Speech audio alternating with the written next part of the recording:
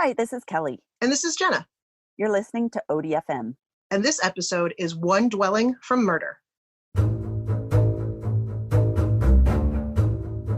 I'm trying to remember how this story first came into my radar. This is very recent. This story just developed, the story part of it, January of this year, 2020. So this is recent. And I don't remember which came first. I know that we have like a local like online paper that's like The Patch. I don't know if that's everywhere or whatever, but it's like The Patch. And then there's like The Patch Naperville, The Patch Lisle, The Patch. Oh, it's wow. like different local. Kind of reminds me of when we worked at the Sun. Yes. Right. But it's just like, it's like an online, I wonder if they have, because the Sun's not really around. I wonder if they've morphed. I don't know. Anyway. So, but I have some of them in my Facebook feed for like, the surrounding areas around here. And I don't remember if I first saw something about this person from the story coming up in there, or I also am part of a Facebook group called If You Grew Up in Lisle, You Might Remember, ... Right? Yes. Lisle, Illinois is my hometown. That's where I grew up, but I went to school in Naperville. Okay. And they all go like Lisle, Naperville, and then Aurora, all like, if you start in Lisle and you just head west and you go through all three of them. And that's pretty much, with the exception of college, where I've gone. I started in Lisle. At some point I moved to Naperville, and now I live in Aurora. And now you're there. Far. Yes. Right. So, and this story revolves around all three towns, which is why I was like, say what now? Yeah. So in this Facebook group, someone had posted something like, does anybody else remember this person? His name is Bruce Lindahl from around this time. And I was like, well, that's interesting. And then within a day or two, it pops up in my news feed as like national news. Ooh, weird. The reason it became national news is because Bruce Lindahl became the first person to be connected to an unsolved murder by using genetic genealogy in the state of Illinois. Stuff. Yes. And did you hear they're trying to get that so that it's not legal anymore to use? No, we need that. We need that. Stop it. I don't care about your freaking privacy. If somebody killed someone, let it go. I'm sorry. You've kind of given up your rights to the privacy. That's the whole, you broke the law. You don't get to use the other law. So there was a cold case from 1976, I believe. Yes, 1976 in Lisle, of a 16-year-old girl who was found on the side of the road. I totally saw you just spill that on yourself. That was awesome. I totally spilled my drink across myself. I'm like, she won't notice.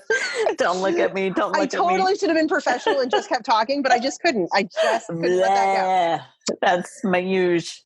So there was an intersection back in, what year would this have been? Was this like in 2000? When did we live together? We did live in Illinois. Was it 2000? Lisle in 2000. We lived, right. Okay. So come to find out that this 16-year-old girl, her body was found on the side of the road right near Maple and College, which was a major intersection close to where we were. Only it was more cornfields then. Now it's more built up, but at the time it was a lot of cornfields. But her body was found there. It was staged to look like a car accident.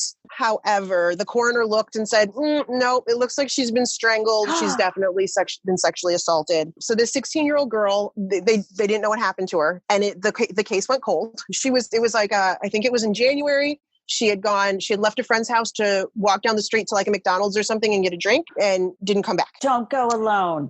Don't go alone. Come on. Exactly. Don't walk alone. That's number one. Don't go alone. So she was found the next day and the case grew cold. Sometime in like 1993, she was exhumed so that they could get more evidence or something. And they were able to preserve some DNA stuff at that point for in case, if in time, scientific capabilities got better. Yeah. So anyways, I don't know exactly when, but sometime prior to January of 2020, they took this information. They were able to get a genetic profile of who her killer would have been. And they put it up on Ancestry.com or 23andMe, like one of those. Or 23andMe, one of those. Okay. Found a genetic connection and found him.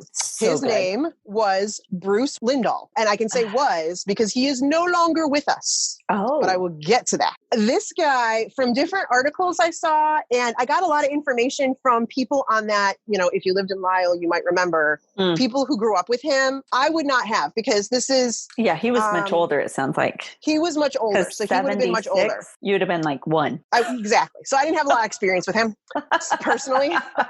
But there were other people who have commented and were like, oh yeah, I knew him, or I knew his family, or he worked for my dad, or... Oh my God. So I'm listening to these people as they're listing him. And people are like, he was kind of creepy, but wouldn't have thought that about him. He was a smooth talker. He had very bright blue like People made comments about, reminds me kind of like Ted Bundy, where he was charming, kind of cute. Yes, give me the creeps. Although, see, now I saw the pictures of him, and I can give them so that we can put them up on the Facebook page.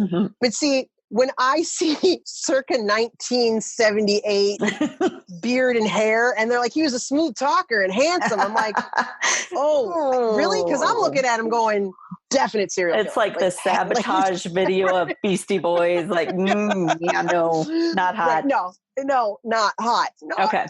This grabbed my attention because he was from my hometown. He actually grew up or went to school in Downers Grove, which is another connecting town. Went to school there. But at the time that this murder happened, he was actually living in what was at that point in time known as the Shadowwood Apartments. Yikes. Which would have been on the opposite side of the street from where you and I had an apartment. What? And down about half a mile. Shadowwood just sounds creepy. Yeah, it does. It does. Yeah. It sounds 1970s creepy, right?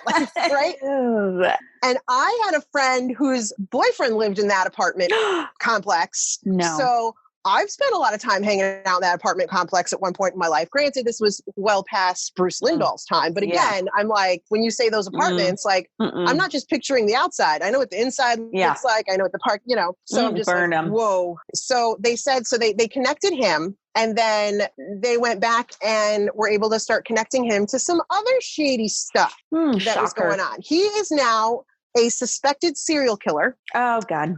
Who they have tied to, I believe, 3 murders and 4 rapes. And he could be linked to as many as 12 murders. Oh, my They're God. Still working on it. He probably started with the rapes and escalated. Worked his way up.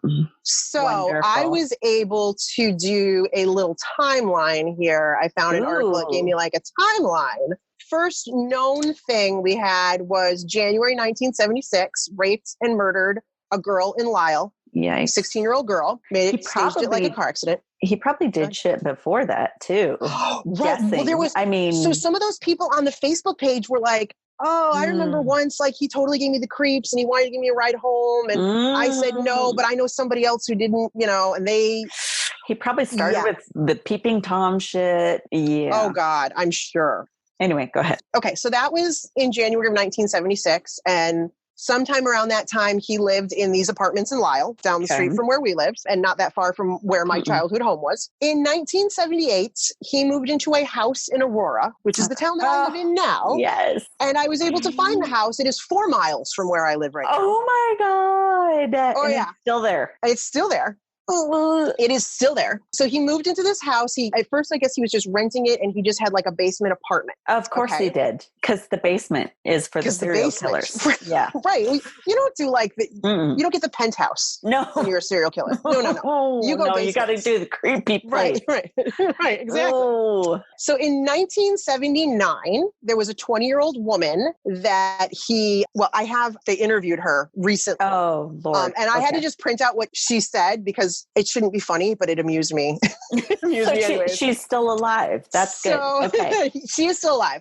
So early on a sunny spring morning in 1979, she had been walking to a friend's house in Aurora. A stranger pulled over his car and asked if she wanted to buy some marijuana. She agreed and followed him. Let's just stop here, everybody. Why, yes. Again, let's not, first of all, let me just don't do drugs. Right, whatever. Right. It's legal here in Colorado, though. So yes, and it's legal. I think it's legal here now too. I see how up on it I am. I'm pretty sure it is. But regardless, okay, let's say it wasn't marijuana. Let's say it was puppies. Yes. Oh, any of that. Let's say it's puppies. Puppies. You do not go with a strange person who says, "Hey, want a puppy?" No. No. Do you want to see my new puppy? No. Exactly. Some dude rolls up in a car that she doesn't know and says, "Hey, I got a line on some marijuana, which at the time now is illegal. Want to come with me?" And she says, Sure. And she follows him to a nearby house into the basement. Hello. God. Come on. Right. Okay. But here's where I had to take it directly from the article. Into the basement where the man showed her his pet falcon while Nights in White Satin by the Moody Blues blared from the record player. I'm reading that verbatim here. Oh, does he have a white robe on as well? No. And does the falcon wear that little headdress with the leather? Right? Yes. It's fabulous. Again, red flags. And obviously it went south from there. He pulled out a gun. Oh, she ended up being assaulted. Oh, okay. She, however, was able to escape. She basically realized she wasn't going to get away from him and let what was going to happen. And then just, convinced him that I'm not going to tell anyone. I'm okay. No, I'm not going to tell anyone. Let's see each other again. She even wrote down her name and number on a piece of paper for him. Jesus. Oh my God. So then she left, and she went to the police and filed a report. Well, good for her. Okay. She did something right. Unfortunately. Oh, no. The basement of this house belonged to an Aurora police officer who was friends with Bruce Lindahl. Of course. And Bruce said, no. We just got into an argument. This is my girlfriend. See, look, here's her name and number. I have it on a piece of paper. Oh, my So God. nothing came of that. It was dropped. So that's too bad because this could have stopped right here. Yeah. We could So put him in jail. That was in 1979. Bruce ended up purchasing the house from the police officer. So now he owns the whole house. So now he can bury the bodies. Right. Now he's got all kinds of spots, right? Like he's, Of course. So June 1980 on that same street where he has this house, a 25-year-old woman is naked, running down the street, runs a few houses over to where a woman is piling her kids in the car, and she's screaming and asking for help because earlier that day she had been kidnapped from a local shopping center in the parking lot. Something about like he needed help with his car and she was suspicious. He, said, okay, well just, you just start the engine while I do this. And as soon as she got in the car, polite and follow your instincts. Don't be follow your instincts. It's okay to be rude. Sure. Oh shit. Okay. Yeah, exactly. You know what? You don't know them. It's okay to be rude. If they were really a nice person, they'd be like, wow, I'm so not a killer, but hey, I'm glad, but can you call for help? Not sit in my car. Yeah. Okay. So she ended up being kidnapped from the shopping center. He took her back to the house, raped her, took photos of her. God. He fell asleep. She took off and got help down the street. So now she goes to the police, files a report. So there's a court case against him. While he's awaiting this trial in 1980, he gets hired as a teacher at a vocational school. What? Do your check. In like the auto repair thing. God. When I was on Facebook in that group, someone posted on there and was like, yeah, I was in his class at that school. He was kind of creepy. He was always asking if any of us, once we turned 18, if we wanted to go skydiving with him. But like everyone was kind of like, right? Yeah, just not, just weird. So he got to work at least for a year as a teacher with teenagers. Young people. No. Right. Hello. This is wonderful for me. I have so much of a selection. So he's working as a teacher at a vocational school. And then in March of 1981, 2 weeks before the woman I just told you about was supposed to testify at the trial, she disappeared. The case is dismissed because they can't find her. And apparently the woman who saw her running up naked wasn't enough of they couldn't, the judge decided not to proceed with the trial. That's normal. Right? 5 days after the case was dismissed, it was, I'm sorry, please hold. That was in March of 81. There was also a police record where in December of 1980, he attacked a 30-year-old woman outside of a restaurant because she would not go with his sexual advances. Yeah. January of 1981, he was charged with aggravated assault of a police officer because he was pulled over and he had a firearm without proper documentation. ID. Okay, right? So these are red flags. Lots of big red flags, right? February of 81, he was asked to resign from his job at the school. As the teacher.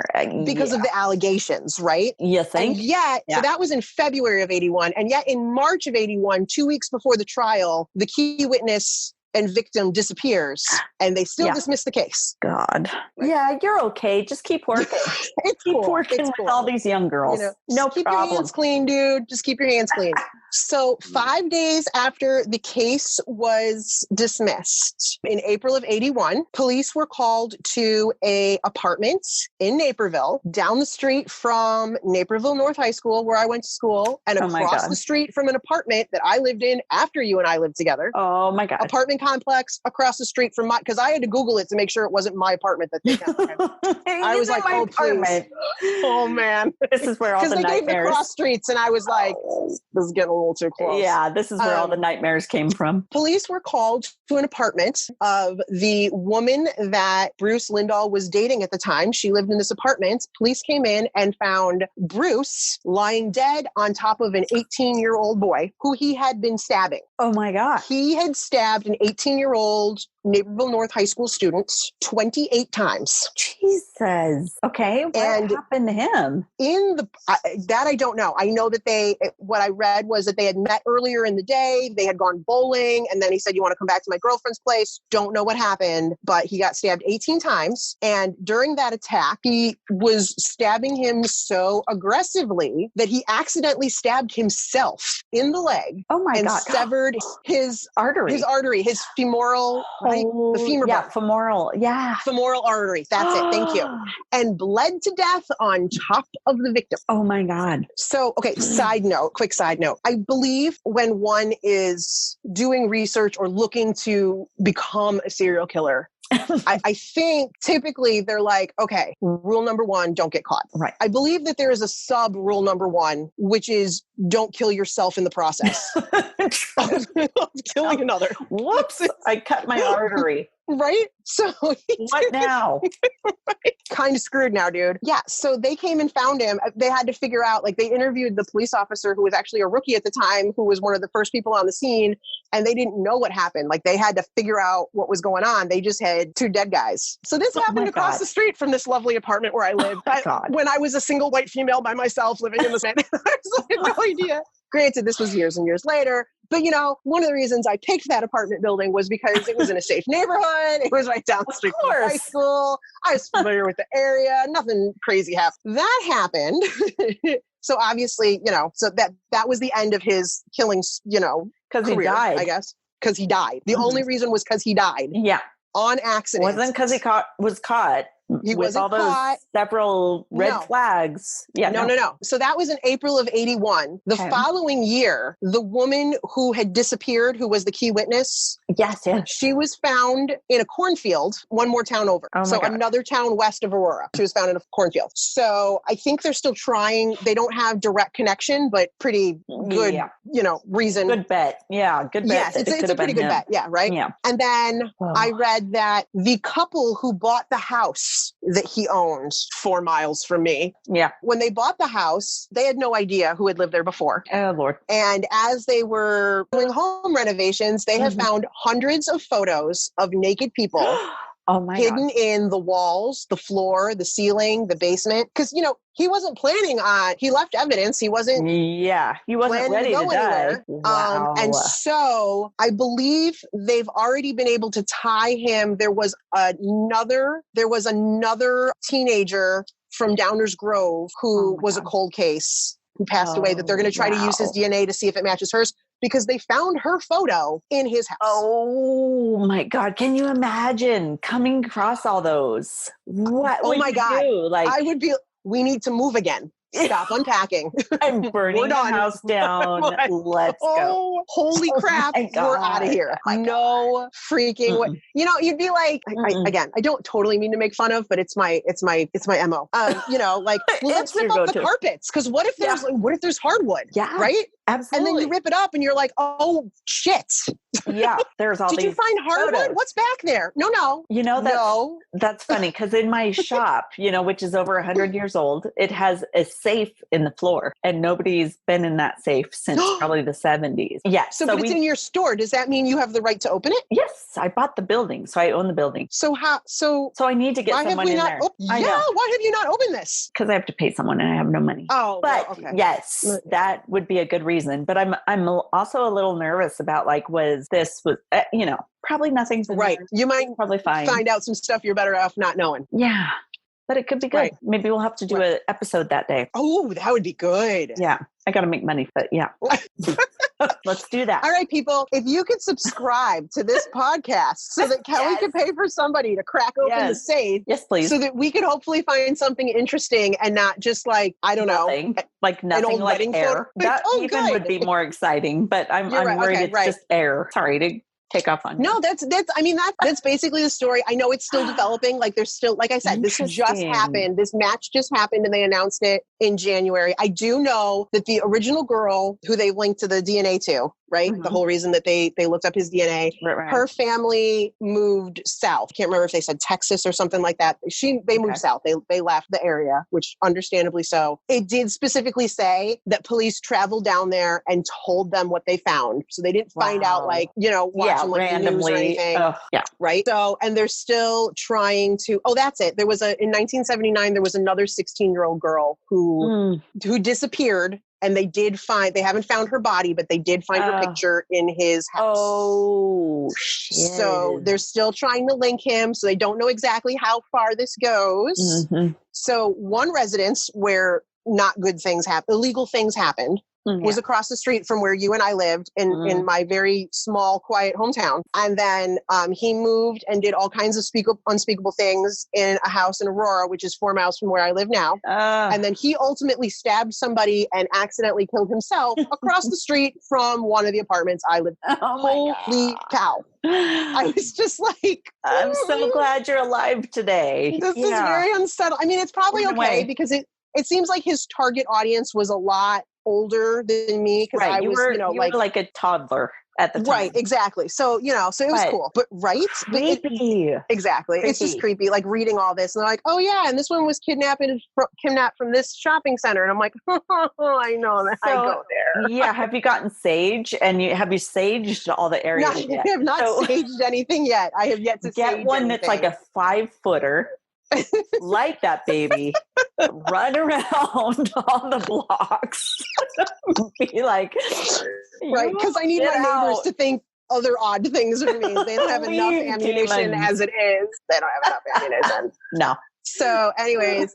There is one little side note to this. Ooh, okay. As I was like, okay, I think I'm wrapping up. I think I have everything that I need to talk about here. I was looking really quick at that. Hey, you might remember. If you grew up in Lisle, you might remember. Yeah. And I just kind of was searching his name just to see if any other conversations came up. And it was actually the police officer from Lisle who is in charge of this murder case. Like he's actually posted on that group going, I know some of you guys grew up with this guy. If you have any information, we could use him, Good. So I'm looking in there and there's someone who comments and they're like, oh yeah. He's like, I can't believe it. First, he's like, first Brian Dugan and now this guy. And I'm like, what? Yeah. Was it Brian? Hold on. Where I wrote the name down. So I have to get Brian Dugan. Like first Brian Dugan, now Bruce Lindahl. And I'm like, what? Dude, did I grow up somewhere with 2 serial killers and I did not know this whole time? Like how? So that is for another podcast. I'm going to have to look this guy up now. Yeah. Now you've got a whole nother one. This is interesting. Cow. This gets deeper. Okay, Jenna, do not turn into a serial killer. Or, I mean, if it's in the water, I'm coming to sage you with my 5-foot sage stick. I'm not in Iowa. Our water seems to be okay. Oh, no, wait, it's not. That's true. You just said in Illinois. It did say Illinois was one of them. Say Illinois. It might be in the water. I'm coming with my giant sage stick. But I'm as east as you can get in Illinois, as far away from Iowa. Well, I'm trying to think of my geography. Yeah, I think I'm all right. And it's probably mostly the farm areas, so I don't think you need to worry about. No. We've taken over most of the. Pretty much most of the farms have become Costco's and Walmarts now. Yes. So I should be all right. I think you're okay. Really weird. That was good. Good job. That was good. Yeah. Oh my gosh. Sources for this episode include Chicago CBS News, Patch.com, the Associated Press, 9news.com, and the Aurora Beacon News via the Chicago Tribune. Thanks for listening to another episode of ODFM, hosted by Kelly DeVries and Jenna Swanson. Production and editing by Kelly DeVries. Theme music by Eric Swanson. ODFM is a satirical true crime podcast for entertainment purposes only. The stories you hear are serious and true. The comments and opinions are not. We apologize if any of our content is harmful or disrespectful. This podcast was created using Anchor. If you have a story you'd like to submit for a future episode, please email it to odfmpodcast@gmail.com. Visit us on Facebook and Instagram at ODFM Podcast, and check out our website, odfmpodcast.com, for more information on our episodes, your hosts, or general shenanigans.